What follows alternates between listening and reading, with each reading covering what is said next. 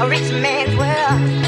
I have turned the soul of this beautiful land, but the But thank you so much, Nicholas, for coming on to the Faking It podcast. I'm really, really pumped to have you here. It's really cool that we both went to Stanford and that you've made, your whole career has been just really impressive.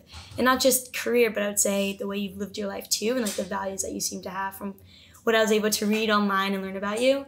And so I kind of wanted to talk to you and share with my listeners about your story and starting back at Stanford. Sure. And so at Stanford, from what I read, you had majored in 3 different majors, which was political science, economics, and earth systems, if that's correct. Pretty much. Pretty much? It wasn't technically 3 majors. I completed 3 majors, but you weren't allowed to have 3. So okay, whatever. got it. So we're going to say that you did do 3 majors. Sure, then. call it 3 majors. Let's call it close 3 enough. majors. It is. And earth systems, by the way, was my favorite. Earth systems, like 101 that I took at Stanford. That was one of my favorite classes I've taken. Great major, great department. Yeah, I learned so much there. And I was wondering if you always knew that you wanted to be doing journalism. And if so, why did you major in those 3 categories? Well, I didn't know I was going to be doing journalism. I sort of fell into journalism. When I was an undergraduate, I wasn't quite certain what I was going to do. I didn't really have a plan for post-collegiate life. Like, part of the reason I was able to do so much as a college student is because I wasn't thinking about what would happen next. I had a general sense that I would go to graduate school, maybe I would do a PhD in economics, but I didn't have a well thought out plan for what happened afterwards. So what got you into journalism then? A couple of things. All right. I love writing. Okay. And so I'd helped start a newspaper at Stanford. I'd written op-eds for the Stanford Daily. I enjoyed that. But I didn't work as a reporter for the Stanford Daily. I didn't go out and collect facts. But I had a sense that being a journalist was a way to engage in the world. I had a sense that it was a place for ambitious young people. I had a sense that it would be a fun thing to do. And I had a fellowship. It's called a Truman Fellowship for people who are going to go work in public service. And I did that the summer after I graduated. And during that summer, I met a woman who worked at 60 Minutes. Cool. And we talked about 60 Minutes, and I then interviewed for a job with her, and I got hired. Wow. It was very exciting. So I was an associate producer at 60 Minutes, which is a great job. Cool. So I spent the fall playing guitar in New Hampshire, trying to evolve as a musician, and then I went to New York to start my job.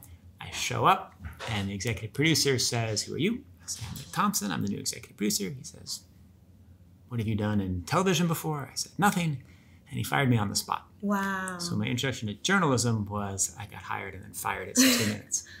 Whoa. So then, continuing my path of making smart decisions, one of my closest friends from Stanford was going to Africa.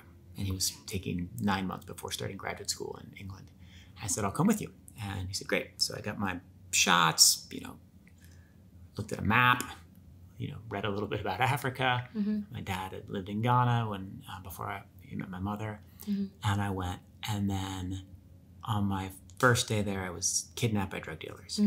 Oh my goodness, that's crazy. Off to a great start in my post-collegiate life. Oh my goodness, that's wild. I was released. I was playing guitar in a train station in Morocco in Tangiers. And yeah. The guy got me back to his house. It was a big mess. Whoa. But the bottom line is I got out. It was fine. Right. And then, because of my little forays into journalism and writing op-eds, I had a sense of newspapers, editors. I wrote a story about my time in Africa. I sent it to the Washington Post. It got published, and that kind of helped me get into journalism. There'd still be a few more twists and turns when I was 22 and 23, but by the time I was 24, I had a great job in journalism at the Washington Monthly, and I've been doing it ever since. Did that first article that you wrote kind of open up doors for you in terms of getting into like new jobs and things like that in journalism? No, actually. I mean, it helped, right? And I sent it to the Washington Monthly, and then the Washington Monthly assigned me a story, and then I did a good job of that story, and they hired me. But the funny thing is, I'm not sure I have the chronology totally right, but I applied. I recently found, I was going through my old computer files, a list of all the places where I had applied to work. And there's like 75 of them, right? And I applied to work at the Sierra Club, and I applied to work at the Washington Post, and I applied to work at the New York Times. I applied to work everywhere. Right. I applied to work at an environmental organization, and I couldn't get hired anywhere. Okay. I had got no jobs. I eventually was hired as an intern at Environmental Defense, then the Environmental Defense Fund. So it was when I got back from Africa, I wrote the story, it ran in the Washington Post. My next step was probably as an intern at the Environmental Defense Fund. And then I worked at a computer company that a friend of mine had started. And along the way, I wrote a story in the Washington Monthly, and then I was hired at the Washington Monthly. Okay, so there's like a lot of like bouncing around and a lot of failed job applications and a lot of rejection in that period of time. Yes. And I think rejection, a lot of people are scared of being rejected. They're scared of like pushing themselves out there and constantly applying. And so I'm wondering how you dealt with it, because I think a lot of people don't know how to deal with rejection when they're looking for jobs, when they're trying to do what they want to do. Do you have any advice? Yeah, well, it was hard, right? It was hard because I had done so well as an undergraduate. Like all the things you're supposed to do. You've gotten good grades. I'd done well in like all elements and an extremely happy, productive experience in college. And then, the first 2 years, fired, I'm kidnapped. I'm like working as a street musician, but I'm not doing that great. I'm working for a computer company. It's not going that well. Working as an intern, it's not that interesting. And it was frustrating and hard. The advice is just keep going, right? And keep trying and never, if you apply for something, you don't get it, apply for the next thing, right? You just keep working.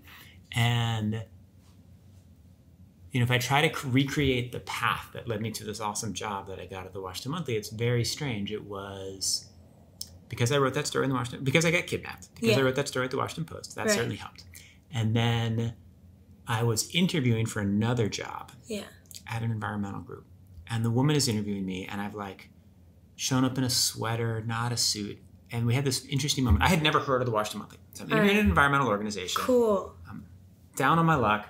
And then someone's like, I'm not going to hire you, but you seem like a smart, creative person who doesn't quite know what he's doing. I was like, thank you. She's like, you should apply to the Washington Monthly. They hire people like you. Cool. And so I went home, I looked up the Washington Monthly, and I sent them a letter. Yeah. Then they signed me a story, and then they hired me. Right. Got it. That's how it worked. So putting yourself out there kind of opened up new opportunities that allowed you to kind of land your first job and get to where you wanted to be going. Yeah. There was a lot of luck, a lot of failure. It wasn't like I was being persistent because I had a philosophy of persistence or something that said you have to be persistent. I just kept trying and it worked out. And I was fortunate. I mean, I was fortunate to not have to take a terrible job. I had this music thing that was going pretty well. It was everything was like okay. Yeah, I hear what you're saying. I was living with my girlfriend, who's now my wife. Like it was all certain things were fine. Right. And it helped me during that 2-year period, which now seems like a tiny blip. I hear that. That's really cool. And that's what time does to someone, right? Yeah. Each period becomes kind of obsolete in a way because what happens, we just focus on what's present, which is really interesting. Yeah. But moving forward, I think that even though what you're saying is true, I think that you have been very brave in terms of like what you've been releasing at these different magazine companies that you worked for.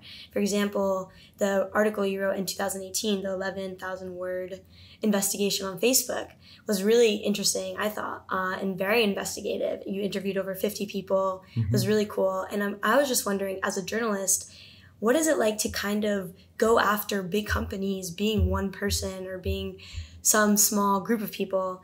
How do you face this bravery and how do you like go about writing those tough pieces? Yeah. A lot of complicated questions. So the way I like to think about reporting a story like that, and it's not, most of my life has been editing or management. It hasn't so much been reporting, but I've loved the moments where I've gotten to report and to write. Yeah. And the way I always thought of it was, I can't remember the Harry Potter story, but one of the books, you have to kind of go through 8 different rings to actually get to, or 8 different circles to get to the final point. And I feel like that's the way you report a big story like that. You come up with a list of questions that interest you about a company or a topic, and you start to call people, and you're kind of way on the outskirts of what the truth is. All right. And then you meet people who say, well, actually, the way you're thinking about it is wrong. The way it actually happened is this. Oh, and the person you should talk to is this person. Oh, I've never heard their name. You should call them, right?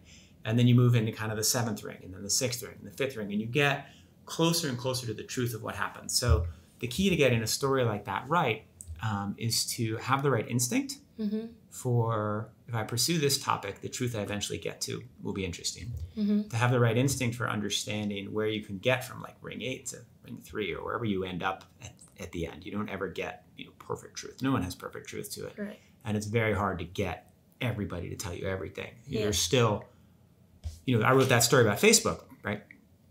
I learned tons. I talked to all these people, right? The story was a revelation. It was read by millions of people. It was a huge deal. Not one person in all those conversations mentioned Cambridge Analytica. Like things had happened at Facebook that I didn't get close to. Like I got a lot of good stuff. We had tons of stuff in that story that no one had ever read. Right. But there's some really important stuff that I didn't read. And in fact, there's probably really interesting stuff that happened at Facebook that nobody saw. So that's kind of question one. How do you report a story like that? That's cool. Then the sort of the obstacles that you confront are pretty interesting, right? Because I was editor-in-chief of Wired then. So there are a lot of reasons not to do that story, right? So one reason not to do the story is that Wired's always been a publication about optimism. If you're going to do a story, it's going to end up being critical. Like maybe it changes perception of the publication, maybe in a good way, maybe in a bad way. Maybe it was like a nice demarcation of a moment where Wired became more critical of tech. Who knows? That's one risk. Another is Facebook has a lot of money, has a lot of power, gives a lot of money to Condé Nast, the parent company. A lot of complexity there. So you deal with a lot of complex issues, but I suppose the reason to pursue a story like that is because it was interesting, it was important.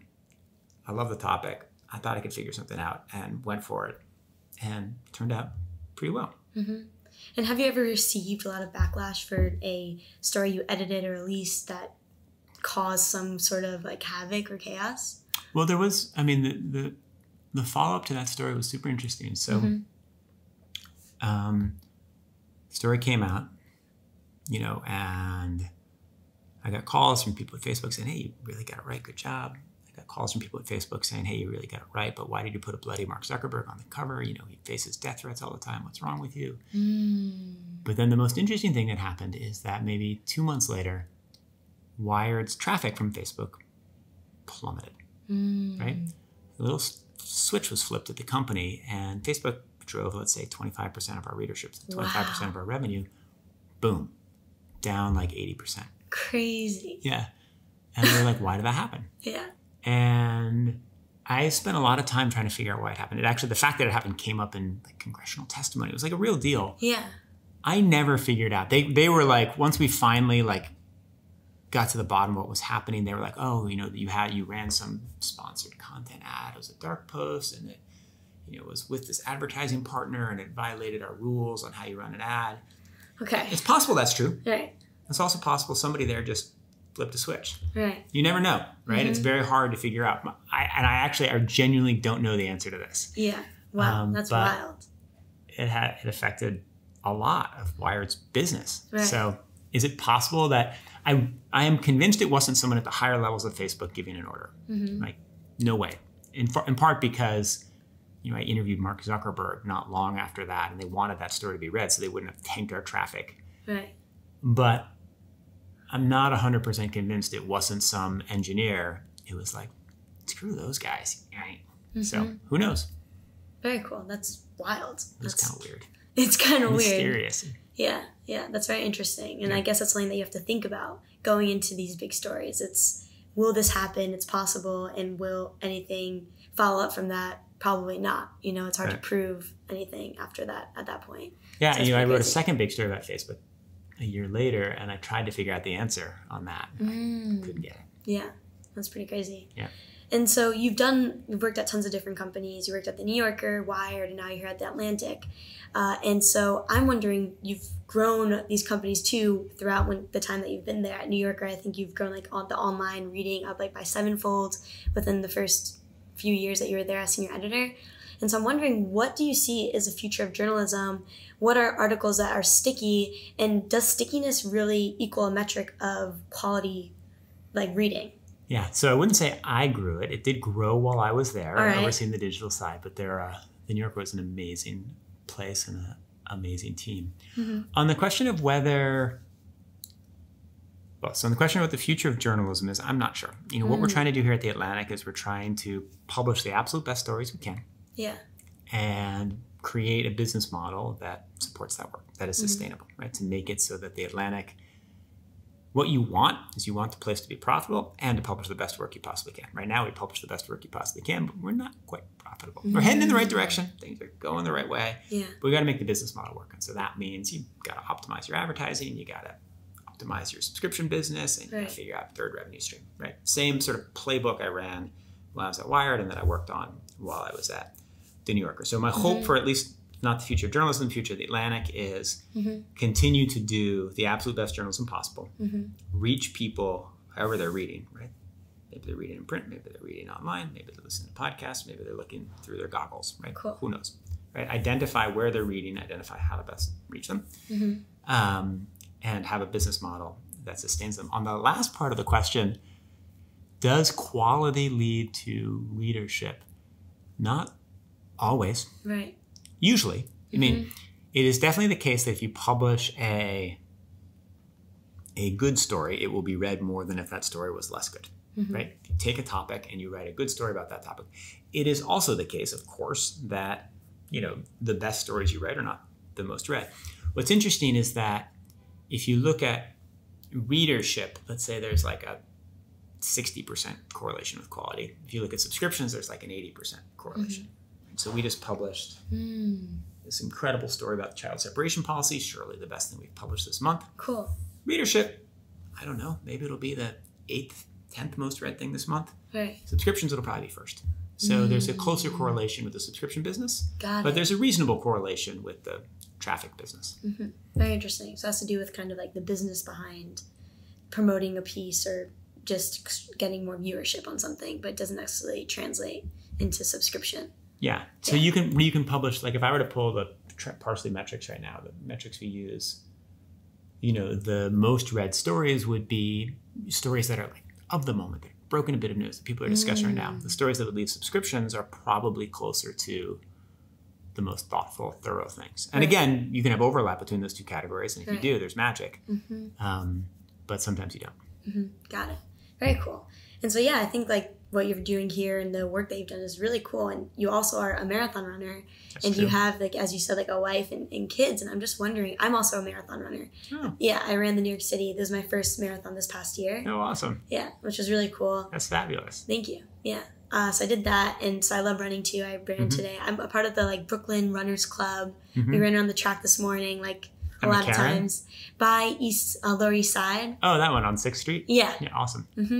So love running too. And I'm just wondering how you have time to do it all. And what is your philosophy of life, I guess, in that way? Well, my running is fairly efficient. You can see from the running clothes over there and the running shoes. I commute to and from work on foot. So it's not that much longer than the subway. So you run in, you run home. Right. If I'm doing a workout, I'll actually maybe go to that track or I'll go run in Prospect Park. Cool. Adds a little bit, takes a little bit of time away from work. But Right. I actually think, so my philosophy is that, I don't know if it's a philosophy.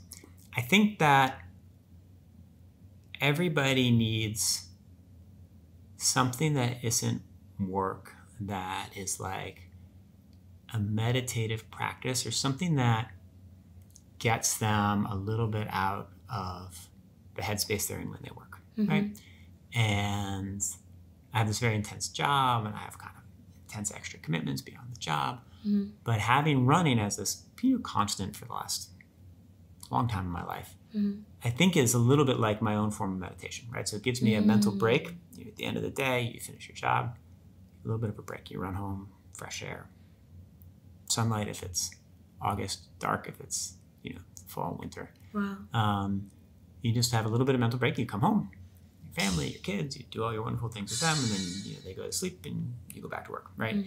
And so having running has been a very helpful part of my day. So I actually don't think of running takes up time, but I actually think it makes me a more productive person. And then a lot of the things you learn in running, like the way, sort of the discipline it takes to actually get better and the way you process pain and the way you prepare for peak performance, all of those things actually translate fairly well to the working world. And so I think, maybe I'm just justifying an addiction, but I think that all the time I spent in running has probably helped me be better at my job. Right. No, I think waking up early, moving your body, these are all things that help people stay grounded. Yeah. And so I can totally hear where you're coming from. I think for me, I do at least once a week, like no phone or no like headphone runs. And I kind of just like run in silence. And that for me is like my meditation, my way to just like think about my thoughts and kind of just be with myself. Yeah. And so I totally get it. It is very meditative, and it is about like self-care and mental health. So I think that's really cool. Yeah, I definitely think so. And when you're training, you get the other side benefit you probably didn't realize until later. If you're training hard, only way you can sustain it is actually to sleep pretty well, Right. which actually makes you work better too, right? So you become much more disciplined, and you don't like, if the movie's going to run for an extra 2 hours, you don't watch it, you go to sleep, Right. which is good for your job too. Yeah, I hear that. Though it's weird now that my oldest son goes to bed after me, but So now he's kind of up when you're going to sleep. yeah. Good night. It's like reverse of the way it's been his whole life. That's pretty funny. Yeah. And so this podcast is called Faking It because it's about fake it till you make it, being empowered. And I was wondering if there's ever been a time in your life where you kind of had this opportunity that you didn't know if you can do it, and you kind of faked it and then made it, or not. Is there any example that you can share with people? Well, I mean, every job, right? You always, to a certain degree, fake it. But I think that probably, let's see, when did I most fake it?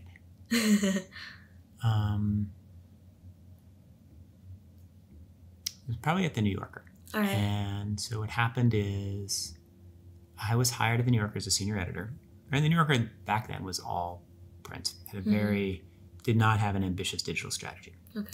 This is 2010. And so I'm a print editor for 2 years. I get the job, and I think I'm going to be doing it for 25 years. Okay. Right? Because nobody ever leaves the New Yorker. It's like, if you're going to be a print editor, it's the absolute wonderful place to be a print editor. Cool. So I go there, and then but I'm also like slightly techier than the average person at the New Yorker, right? Like, I can fix the printer.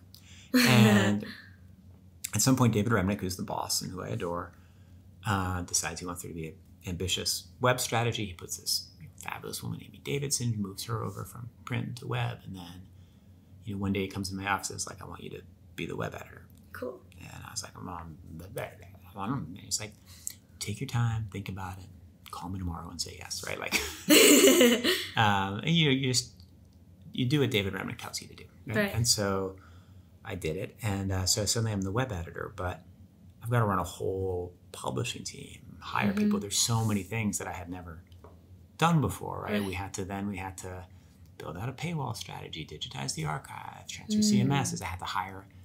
I remember not knowing there's a product manager and a project manager, but I had to hire them, right?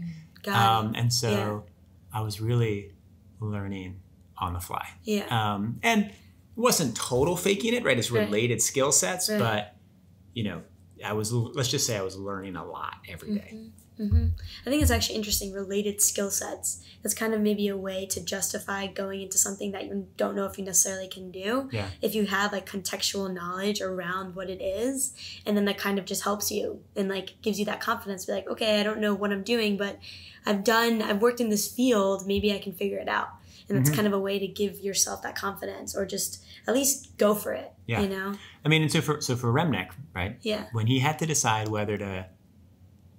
he decided one morning, woke up, wanted an ambitious web strategy, right? Yeah. You can hire someone who's worked at another digital publication, run an online news service, but doesn't know the New Yorker. Yeah. Or you can hire someone who's worked at the New Yorker, but hasn't run an online news service, right? Choose one or the other. And clearly he felt like my understanding and Amy's understanding of how the New Yorker worked, what a New Yorker story is, who the New Yorker writers are, was more valuable than bringing in someone from the outside who'd worked at a different kind of publication, but knew the rules of social media and knew all that stuff. Right. Got it. And it worked great. It worked out. We had a great run there. That's awesome. Yeah. So last few questions. Do you have any advice for like people who are just trying to do their next thing, maybe go into journalism, maybe go into something they care about, but just don't have that like courage to make that step? Well, right. So yes, have the courage, keep going, but then how do you have the courage to take that step? How do you have the courage to like go up to bat again after you strike out? Right. Yeah. And I don't know, now it's so ingrained, right, that if I fail at something, I'm eager to go take the next at bat. I don't know how to convince someone, how to teach that skill to someone at 22 or 23. I will give one piece of advice that I think was super useful to me, and it's something I think about a whole bunch, which is that the one of the most useful things I did early in my career, and I didn't do it intentionally, but when I was at the Washington Monthly, and I would have been 24 when I was hired. I worked there a couple of years. Mm-hmm. I got to know everybody who was a journalist at that age, and they all became my friends. I edited them, and they weren't important journalists then, but it's now, right? We just ran a story today. I didn't even know it was going to run by like somebody I met when I was 22, 23, who's now a 47-year-old like, important law professor, right? Like we're doing a partnership with some, like the people who you work with in those days, you know, I often will tell the story of this guy named Brendan Kerner, who's, you know, same age as me, and I edited a book review he wrote at the Washington Monthly. Both 24 years old, right? And he's not a known journalist. I'm not a known journalist. But then, you know, he writes a book and tells me about his agent. I use the same agent. He always works for a foundation. Right. Foundation gives me a grant, right? He goes to Wired. He gets me hired as an editor at Wired. I go to the New Yorker. He comes and writes for the New Yorker, right? Like, a piece of the Atlantic, right? Like our lives, you know, have just sort of like constantly, because I love working with him. He loves working with me, right? Right. Our career is just, and we learned that when we were both 24, and then his career gets better, my career gets better, and it all works out pretty well. So there's this, it's not like networking, which sounds so superficial, but it's getting to know folks in your field, and some of them will leave and they'll go do totally different things, and some of them will, your career will sort of run in parallel. And so a lot of times people are like, oh, you know, they're advancing the career and figured out, I gotta go meet the editor of this publication. It's true, it's helpful, it's good, but it's also really good just to get to know your peer group, because your peer group's gonna keep going in the field, and you'll get to have all kinds of interesting collaborations and partnerships in the future. Yeah, that's very interesting. That's really good advice too. Just to tell people to kind of stay in touch with the people that they know and try to utilize their friends as connections in the workplace too. And then I guess the other thing I would say is that I don't know if I regret any, like every time I made a choice to do something kind of crazy or strange. Yeah. I don't regret any of those choices. Like I like the choice to go to Africa, even though I got kidnapped, was hugely important and beneficial, right? The choice to like try to make it as a street musician was super interesting. I learned a whole bunch, right? Like there, at different stages in life, you have different constraints on the choices you can make and the experiences you can have. And at a young age, before you have children who are in school, or you're married to someone who's not, you can't move to a different city, like the amount of options you have available are much higher in a way that one doesn't quite realize at the time. Right? I didn't quite realize, when I went to Africa when I was 23, and then when I went again when I was 26, that like that would be the last time I'd go. Right? Yeah. I kind of thought, oh, I'll just go all through my life. But then you have kids, right? You can't leave your kid to go to Ghana for a week. Like maybe you can, maybe you can't be, Right. It just becomes so much harder. Yeah. So like optimizing for interesting experiences. Yeah. Even if you're not exactly sure what they're going to bring you, super helpful. So I'm glad that I like inadvertently made a bunch of choices that optimized for interesting experiences. And it seems like you learned a lot from them too. So. Definitely. Yeah. And like the sort of the boring choices, I'm regret. Got it. Very cool. Yeah. Is there any like book or article or anything that you've read that like has informed your life decisions, or something that has really transformed you in any way that you want to share with people? The thing that was, I think, most helpful to me is I wrote a book about Paul Nitze and George Kennan. So it was a history of the two of them through the Cold War. Nitze was my grandfather. It's called The Hawk and the Dove. Kennan is the great dove, pushing American foreign policy for 60 years. Nitze is the great hawk, arguing for more and more weapon systems. They argue against each other 60 years, but they remain friends.